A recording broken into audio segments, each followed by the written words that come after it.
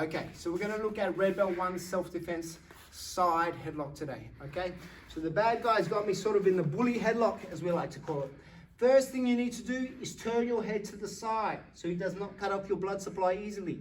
Turn to the side, you're gonna grab the wrist that's closest to you. You're gonna grab the shoulder that's furthest from you. Now the idea here is I'm gonna step in. As I step in, I wanna swing my hips in this direction, creating momentum. As I'm doing that, I'm gonna be pulling this left shoulder. So if I can do that and create enough momentum, I'm gonna end up in this position. Bad guy still has my head. That's okay, because I've got his wrist. So I'm gonna place my hand behind his shoulder, okay? And as I pull my head out, I'm gonna take that wrist with me and pin his shoulder to the floor, okay? One more time. Bad guy has you inside headlock. Turn your head to the side. Grab the wrist that's closest to you. Grab the shoulder that's furthest to you.